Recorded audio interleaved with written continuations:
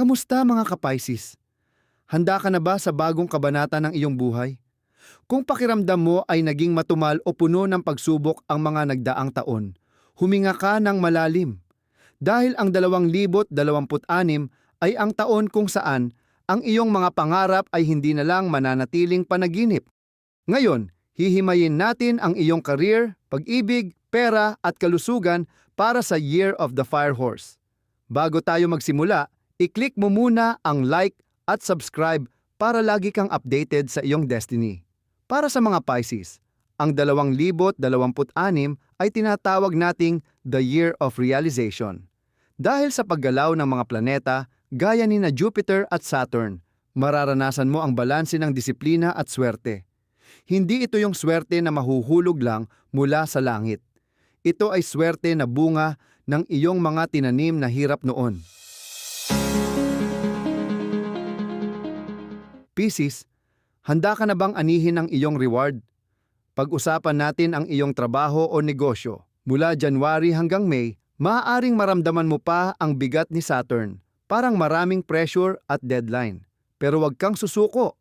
Pagdating ng June 2026, lilipat si Jupiter sa sign na Cancer. Napakalaking balita nito para sa iyo. Magbubukas ang mga pinto para sa promotion, bagong job offers, o kung ikaw ay may business, ito ang tamang oras para mag-expand. Kung ikaw ay nasa creative field, vlogger, artist, o writer, asahan mo ang biglang pagsikat o pagdami ng kliyente. Ang tip ko sa iyo, maging masigasig sa network building ngayong taon. Money talk naman tayo. Ang 2026 ay magdadala ng financial stability, pero may babala ang mga bituin. Iwasan ang emotional spending. Bilang isang Pisces, minsan kapag stress tayo, nadadaan natin sa add to cart. Sa second half ng taon, may malaking chance na makakuha ka ng pera mula sa hindi inaasahang source, maaaring mana, bonus, o matagal na utang na, sa wakas ay mababayaran na. Gamitin ang perang ito para mag-invest sa properties o sa iyong self-improvement.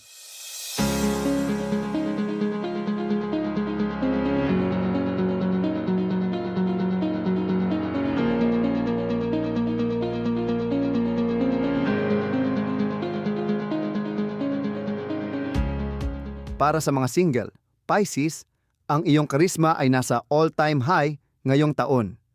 Sa pagitan ng Hulyo at Setyembre, may posibilidad na makatagpo ka ng isang tao na hindi lang basta crush, kundi isang taong makakaunawa sa iyong kaluluwa. Para sa mga committed, ito ang taon ng pag-level up. Kung matagal na kayong nagpaplano ng kasal o bumuo ng pamilya, ang 2026 ay nagbibigay ng green light. Ang kailangan nyo lang ay mas malalim na komunikasyon. Iwasan ang magkimkim ng sama ng loob. Ilabas mo yan, Pisces.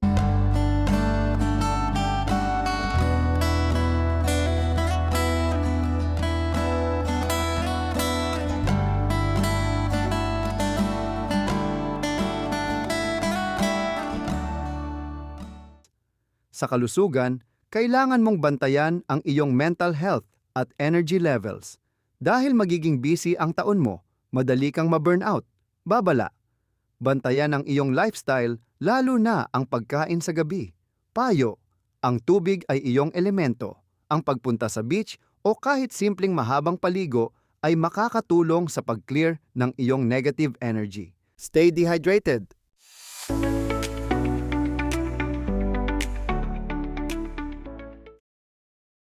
Narito ang iyong mga lucky elements para sa 2026. Lucky colors, seafoam green at silver. Suotin mo ito sa mga importanteng interview o meeting. Lucky numbers, 3, 7, 21, at 30. Lucky stone, aquamarine, para sa peace of mind at protection. Best month, Hulyo. Ito ang iyong power month. Pisces, tandaan mo, ang mga bituin ay gabay lamang, ikaw pa rin ang may hawak ng manibela ng iyong buhay. Pero ngayong 2026, ang hangin ay pumapabor sa iyong paglalayag. Kaya huwag kang matakot na lumangoy ng malayo. Kung naniniwala kang para sa iyo ang blessing na ito, i-type mo sa comment section ang I am ready for 2026. Maraming salamat sa panonood at kita-kits tayo sa susunod na video.